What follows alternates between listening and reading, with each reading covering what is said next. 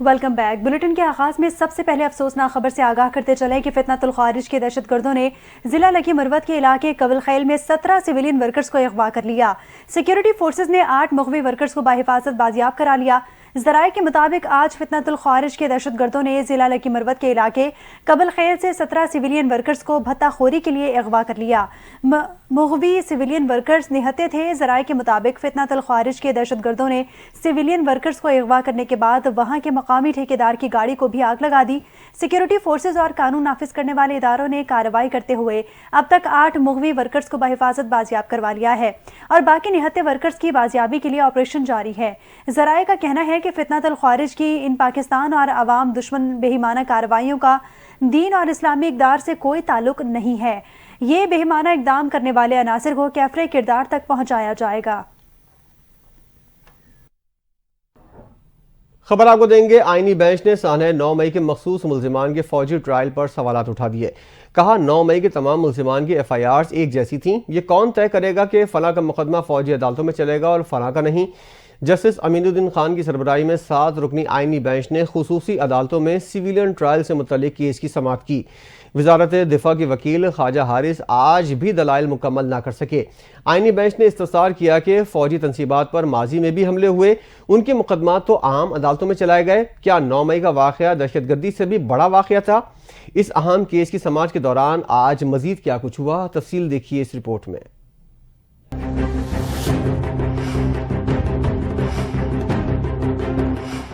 आईनी बेंच ने सानह 9 मई के मखसूस मुल्जिमान के फौजी ट्रायल पर सवालात उठा दिए।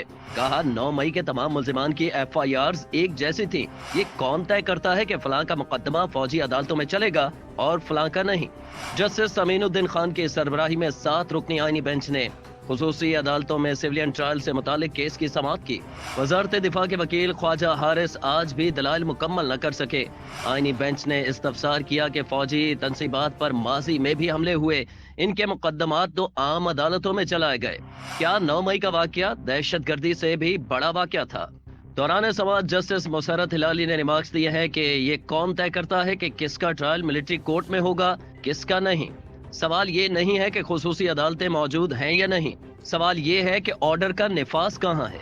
जस्टिस मुसरत हिलाली ने कहा है कि मौजूदा केस में मुल्जिमान को फौजी तहवील में लिया गया तो बुनियादी हुकूक मुअत्तल नहीं थे। मुल्जिमान को फौजी तहवील में लिया गया तो इमरजेंसी भी नाफिज नहीं थी। जस्टिस मोहम्मद अली मजहर ने कहा कि बुनियादी हुकूक मुअत्तल करने के लिए इमरजेंसी होना जरूरी है। ये मामला मुख्तलिफ है कि सिविलियंस का ट्रायल हो सकता है या नहीं। जस्टिस मोहम्मद अली मजहर ने इस्तफसार किया कि 9 मई के तमाम मुल्जिमान की FIR तो एक जैसी थी। जस्टिस नईम अफवान ने कहा है कि जिन मुल्जिमान को मिलिट्री कोर्ट्स भेजा उनसे मुतालिक कोई अदालती ऑर्डर तो दिखाएं। जस्टिस जमाल मंदुखेल ने इस्तफसार किया कि मिलिट्री कस्टडी लेने का प्रोसेस कौन शुरू करता है। जस्टिस मुसरत हिलाली ने कहा है कि कोई मिसाल दें जहां आइन मुअत्तल किए बगैर सिविलियंस का मिलिट्री ट्रायल हुआ हो। जस्टिस हसन अजहर ने रिमार्क्स दिए हैं कि GHQ नेवल बेस समेत मुख्तलिफ फौजी तनसीबात पर माजी में भी हमले हुए। हमें बताएं कि इन तनसीबात पर हमलों का ट्रायल कहाँ हुआ। एक आर्मी चीफ का तैयारा हाईजैक करने की साजिश का केस भी बना था। जस्टिस नईम अफवान ने कहा कि इन सब का ट्रायल आम अदालतों में चला तो 9 मई वालों ने ऐसा क्या किया कि फौजी अदालत जाए। जस्टिस जमाल मंदुखेल ने रिमार्क्स दिए हैं कि ATC से मुल्जिम बरी हो रहा है, फौजी अदालत से सजा हो रही है। क्या फौजी अदालतों में कोई खास सबूत फराहम किया जा सकता है? इंसदाद दहशतगर्दी अदालतों को क्यों नहीं मजबूत बनाया जाता? जस्टिस हसन अजहर ने कहा है कि अच्छे तफ्तीशी अफसरान और प्रोसिक्यूटर रखें तो अदालतों से सजाएं भी होंगी। जस्टिस हसन अजहर रिजवी ने कहा है कि GHQ पर हमला हुआ, वहां शहादतें हुई। कराची रिंग रोड पर कोरियन तैयारा तबाह हुआ, अरबों रुपए का नुकसान हुआ। क्या ये वाकयात इन वाकयात से कम थे? इन दहशतगर्दों का ट्रायल ATC में हुआ, इनको खुसूसी अदालतों में क्यों नहीं भेजा गया? जस्टिस नईम अख्तर अफान ने कहा है कि 9 मई के कुल मुल्जिमान कितने हैं? 103 मुल्जिमान मिलिट्री कोर्ट में हैं, बाकी डिस्ट्रिक्ट कोर्ट्स में है। आईनी बेंच ने 9 मई मुल्जिमान को खुसूसी कोर्ट्स भेजने का डिस्ट्रिक्ट कोर्ट का ऑर्डर तलब कर लिया। जस्टिस नईम अख्तर अफान ने कहा है कि ATC का ऑर्डर दिखाए जहां 103 मुल्जिमान को खुसूसी कोर्ट्स भेजा गया। जस्टिस जमाल मंदुखेल ने भी कहा है कि किसी जुर्म पर कौन और कैसे कैसे तय करता है कि केस कहां जाएगा? जस्टिस मोहम्मद अली मजहर ने कहा है कि मुकदमात कहां चलते हैं, इसकी तफरीक कैसे और किन असूलों पर की जाती है। इंसदाद दहशतगर्दी अदालत से मुल्जिम बरी हो रहा है तो इसे खुसूसी अदालत से सजा हो रही है। क्या खुसूसी अदालतों में कोई खास सबूत फराहम किया जाता है? इंसदाद दहशतगर्दी अदालतों को क्यों नहीं मजबूत बनाया जाता? अदालतों ने फैसला तो शवाहिद देख कर ही करना होता है। जस्टिस हसन अजहर रिजवी ने कहा है कि 9 मई का वाकया दहशतगर्दी से ज्यादा संगीन जुर्म है जो इनका ट्रायल खुसूसी अदालत में हो रहा है। अच्छे तफ्तीशी अफसरान और प्रोसिक्यूटर रखें तो अदालतों से सजाएं भी होंगी। इसके बाद केस की समाअत जुमा के सुबह 9:30 बजे तक मुलतवी कर दी गई। वजारत दिफा के वकील ख्वाजा हारिस कल भी दलाइल जारी रखेंगे। एडिशनल एडवोकेट जनरल पंजाब ने मुजरिमान को कैद तन्हाई में रखने से मुतालिक रिपोर्ट सुप्रीम कोर्ट में पेश कर दी। एडिशनल एडवोकेट जनरल ने अदालत को बताया कि मुजरिमान को सुबह 7:30 बजे नाश्ते के बाद लॉन में छोड़ दिया जाता है। शाम 5 बजे तक मुजरिमान बाहर रहते हैं। जस्टिस जमाल खान मंदोखेल ने इस्तफसार किया कि लॉन कौन सा है, डेथ सेल वाला तो नहीं। एडिशनल एडवोकेट जनरल पंजाब ने कहा कि जेल में टक शॉप है, कॉफ़ी वगैरह भी पी सकते हैं। घर से मुजरिमान को मैट्रेस भी दिए गए हैं।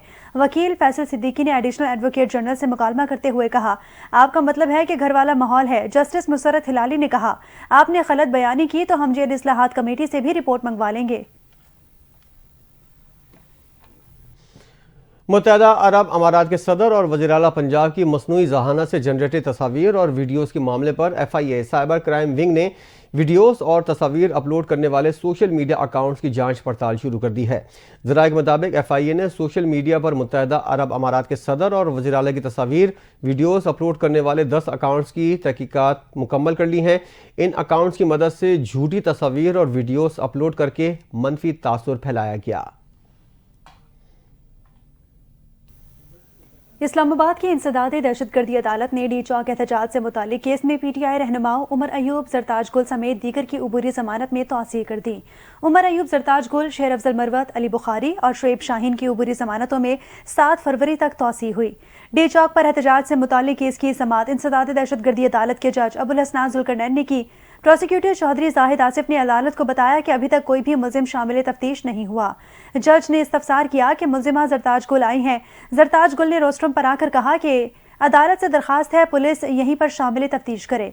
जज ने रिमार्क्स दिए कि यह अदालत है, पुलिस स्टेशन नहीं।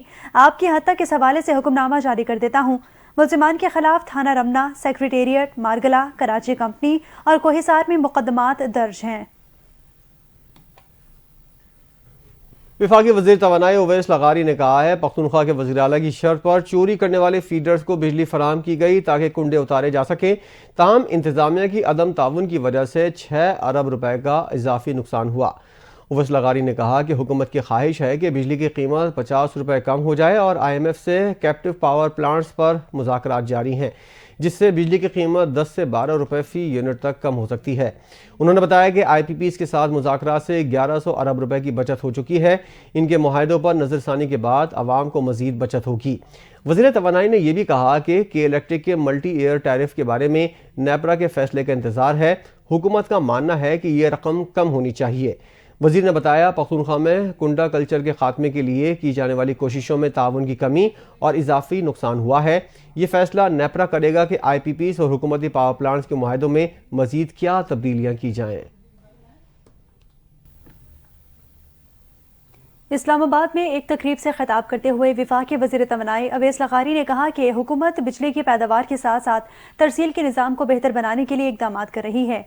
उन्होंने बताया कि तवानाई मनसूबों में आवाम के मफाद को तरजीह दी जा रही है और सस्ती तवानाई का हुसूल अव्वलीन तरजीह है। वज़ीर तवानाई ने मजीद कहा कि हुकूमत बिजली पैदावार के नए प्लांट लगाने जा रही है ताकि तवानाई की कमी को दूर किया जा सके। भाषा डैम पर तेजी से काम जारी है, जो न सिर्फ बिजली पैदावार के लिए अहम मंसूबा है बल्कि पानी को महफूज करने और सैलाब की रोकथाम के लिए भी ज़रूरी है। अवैस लगारी ने कहा, बिजली तकसीमकार कंपनियों के बोर्ड्स की तंजीम नौ की जा चुकी है ताकि उन इदारों की कारकर्दगी में मजीद बेहतरी लाई जा सके। पाकिस्तान में कम अज कम तनख्वाह $1000 करने के लिए सुप्रीम कोर्ट लाहौर रजिस्ट्री में दरख्वास्त दायर कर दी गई। आईनी दरख्वास्त फहमीदा नवाज अंसारी एडवोकेट की जानिब से दायर की गई। दरख्वास्त में वफाकी हुकूमत और सूबाई हुकूमतों को फरीक बनाकर कहा गया है पाकिस्तान में कम अज़ कम तनख्वाह $1000 के मसावी की जाए। दरख्वास्त में मौक़िफ़ इख्तियार किया गया पाकिस्तान बरतानी कॉलोनी रहा और वही कवानीन यहाँ पर लागू हैं। अदालती केसों में भी अमेरिका और बरतानवी अदालतों के फैसले और कवानीन को माना जाता है। दरख्वास्त में कहा गया है पाकिस्तान में भी बरतानी और अमरीकी लेबर कवानीन होने चाहिए। अमेरिका और बरतानिया में कम अज़ कम तनख्वाह $1000 मुकर्रर है।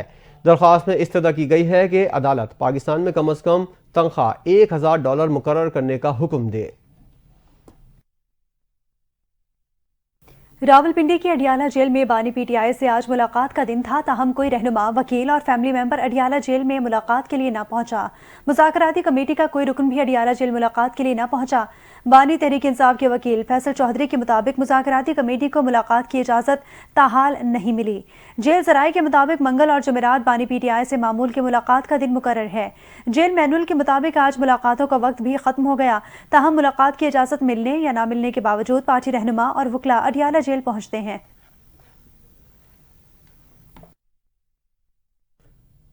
बानी पीटीआई के अडियाला जेल में 21 माह कैद के दौरान 55 करोड़ रुपए के अखराजात हुए। जरा के मुताबिक बानी पीटीआई के 520 रोज से जेल में हैं, जहां उनके खिलाफ 188 मुकदमा दर्ज किए गए हैं। इन मुकदमात में 4 इन्वेस्टिगेशंस और इंक्वायरी नैब में है, 12 इन्वेस्टिगेशंस FIA में, जबकि मुल्क भर के 70 पुलिस स्टेशन में 172 क्रिमिनल मुकदमात हैं। जरा का कहना है हुकूमत ने जेल में बानी पीटीआई पर कैद खाने के इर्द गिर्द 26 सिक्योरिटी गार्ड समेत 5 खुफिया एजेंसियों के ऑपरेटर्स तैनात किए हैं, जो सिक्योरिटी मामलात को देख रहे हैं। हुकूमत ने बानी पीटीआई की सिक्योरिटी के लिए अहलकारों को तनख्वाहों की मद में 5 करोड़ रुपए अदा किए गए, जबकि कैद खाने को इर्द गिर्द से बेहतर बनाने के लिए 2 करोड़ रुपए का खर्चा आया। बानी पीटीआई के लवाजमात और खाने पीने पर 5 लाख रुपए माहाना, जबकि सिक्योरिटी पर 12 लाख रुपए माहाना खर्च आता है। खाने पीने का रोजाना की बुनियाद पर खर्चा 32,000 रुपए, जो कि हुकूमत पाकिस्तान को बर्दाश्त करना पड़ता है। बानी पीटीआई की अडियाला जेल में कायम बैंक में भी 2 करोड़ रुपए से जायद रकम मौजूद है। नेशनल पावर रेगुलेटरी अथॉरिटी हुकाम ने इंकशाफ किया कि सारिफीन पर फिक्स चार्जेस आयद करने का मकसद कैपेसिटी पेमेंट पूरी करना है। इस वक्त कैपेसिटी पेमेंट सालाना 2000 अरब रुपए है। मोहम्मद इदरीस की ज़ेर सदारत कौमी असम्बली की कायमा कमेटी बराए पावर का इजलास हुआ। कमेटी रुकन मलिक अनवर ताज ने कहा कि अगर कैपेसिटी पेमेंट देनी है तो IPP से बिजली लेकर मुफ्त बिजली आवाम को दे दें। लोड शेडिंग भी चल रही है। उनके हल्के की स्कीमें 2.5 साल से रुकी हुई हैं। नेपरा हुकाम ने कमेटी को बताया कि सारिफीन पर फिक्स्ड चार्जेस आयद करने का मकसद कैपेसिटी पेमेंट पूरी करना है। इस वक्त कैपेसिटी पेमेंट सालाना 2000 अरब है।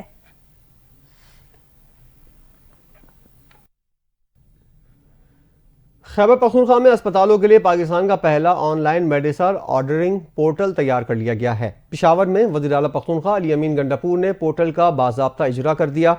उस मौके पर ब्रीफिंग देते हुए बताया गया पोर्टल के जरिए DHOs और MS अद्वियात के ऑर्डर्स दे सकेंगे।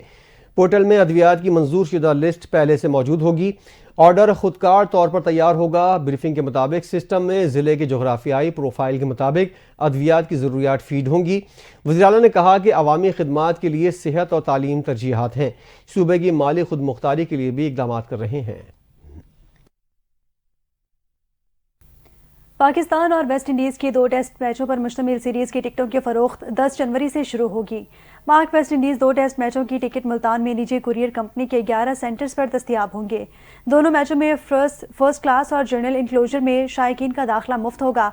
PCB गैलरी की टिकट सिर्फ 500, VIP इंक्लोजर के टिकटों की कीमत 150 और प्रीमियम इंक्लोजर्स की टिकटों की कीमत 100 रुपये मुकर्रर की गई है। वेस्ट इंडीज़ के खिलाफ टेस्ट सीरीज के लिए पाकिस्तान टेस्ट टीम का ऐलान आइंदा हफ्ते मुतवक्के है, जबकि टीम में तब्दीलियां भी मुतवक्के हैं। पंजाब पुलिस में 6000 कांस्टेबल और लेडी कांस्टेबल्स की भर्ती का ऐलान कर दिया गया। मरासले के मुताबिक Punjab police 6000 constable lady constable से दरख्वास्तें तलब की गई हैं। भर्तियों के लिए ऑनलाइन फॉर्म 11 से 25 जनवरी तक पंजाब पुलिस की वेबसाइट पर दस्तयाब होंगे। उम्मीदवार अपने फॉर्म मुतल्लिका अजला में 300 रुपये सर्विस चार्जेस के साथ जमा करवा सकेंगे। भर्ती बोर्ड शफाफियत के अमल को यकीनी बनाएंगे। मरासले के मुताबिक उम्मीदवार का सूबा पंजाब मुतल्लिका ज़िले का रिहायशी और शनाख्ती कार्ड होना लाजमी है। उम्मीदवार को भर्ती के लिए किसी भी किस्म की कोई रियायत नहीं दी जाएगी। एलामी के मुताबिक डीआईजी भर्ती बोर्ड चेयरमैन, मुतल्लका सीपीओ या डीपीओ सेक्रेटरी और एसपी मेंबर होगा। लाहौर हर जिले की भर्ती का शेड्यूल सीपीओ से जारी किया जाएगा। मुरासले के मुताबिक उम्मीदवार मर्द के लिए कद 5 फुट 7 इंच और खातून के लिए 5 फुट 2 इंच होगा। भर्ती में ख्वाहिशमंद अफराद का सेकेंडरी बोर्ड में 50% नंबर लाजमी। उम्र की हद 18 से 25 साल होगी। और अब आपको बताएं कि कराची में कौमी खेल हॉकी की रौनकें बहाल। अब्दुल सत्तार ईदी हॉकी स्टेडियम खेले जाने वाले कौमी हॉकी चैंपियनशिप पाकिस्तान कस्टम्स ने अपने नाम कर ली। माड़ी पेट्रोलियम को 9 के मुकाबले में 10 गोल से शिकस्त हुई। कौमी चैंपियनशिप का फाइनल देखने के लिए अवाम का भरपूर जोशो खरोश। कौमी चैंपियनशिप में 14 टीमें शरीक हैं। 68वीं नेशनल सीनियर हॉकी चैंपियनशिप में core commander Karachi lieutenant general Babar Iftikhar की बतौर मेहमान खुसूसी शिरकत। चैंपियनशिप में हिस्सा लेने वाली टीमों और खिलाड़ियों में इनामात भी तकसीम किए गए। अब्दुल सत्तार ईदी हॉकी स्टेडियम कराची में कौमी खेल की रौनकें बहाल। खिलाड़ियों और अवाम के लिए एक संग-ए-मील की तकमील। पाकिस्तान हॉकी फेडरेशन और पाक आर्मी की काविशों से कराची में मौजूद हॉकी ग्राउंड एक बार फिर नेशनल और इंटरनेशनल हॉकी टूर्नामेंट्स के लिए तैयार किया गया। एक अरसे से तकनीकी और मयारी काम का मुंतजिर हॉकी स्टेडियम पीएचएफ और पाक फौज के ताउन से हॉकी के शायकीन के लिए एक खूबसूरत मंजर पेश करने लगा। हॉकी स्टेडियम में तामीरी काम मुकम्मल होते ही 68 में डीएचए कराची कौमी हॉकी चैंपियनशिप 2024 मुनक्किद किया गया। कौमी चैंपियनशिप का फाइनल देखने के लिए कराची के अवाम पुरजोश रही। After a long time hockey stadium आबाद हो चुकी है, हॉकी ग्राउंड आबाद हो चुका है और chief of army staff general Asim Munir साहब की बड़ी काविशें हैं। नेशनल सीनियर हॉकी चैंपियनशिप हो रही है, ये मैं समझता हूँ कि बहुत बड़ा एजाज़ है पाकिस्तान की हॉकी के लिए और कराची हॉकी के लिए कि ये बहुत देर के बाद एक सेंटर जो है आबाद हुआ है। और उसमें मैं समझता हूँ कि हमारे chief of the army staff general Asim Munir साहब का बहुत बड़ा रोल है कि जिन्होंने हॉकी को सपोर्ट करने का फैसला किया और उसी के साथ कोर कमांडर कराची। इसमें जो है वो पाकिस्तान के बड़े जूनियर सीनियर प्लेयर जो आगे जाके पाकिस्तान टीम का नाम रोशन करेंगे और मुझे उम्मीद है कि आने वाले टाइम में इधर और भी इवेंट्स मुनक्कद होंगे। शुक्रिया अदा करूँगा गवर्नमेंट ऑफ पाकिस्तान का, आर्मी चीफ, उसका हम शुक्रिया अदा करते हैं। I am really happy to see के पाकिस्तान में ख़ास तौर पे और कराची जैसे शहर में इस चीज़ को इतना प्रमोट किया जा रहा है और इस तरह से खेला जा रहा है। मुझे यहाँ पर आकर बहुत ही ज़्यादा अच्छा लग रहा है।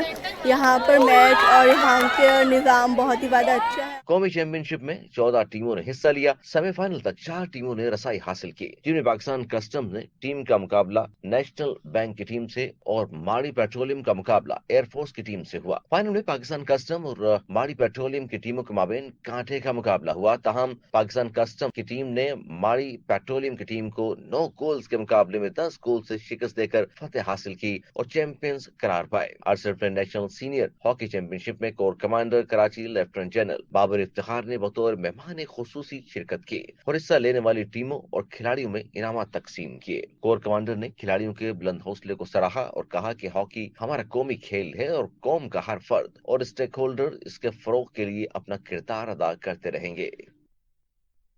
इसी के साथ ही न्यूज बुलेटिन से फिलवक्त इतना ही। मजीद खबरों और अपडेट्स के लिए आप देखते रहिए NTN न्यूज।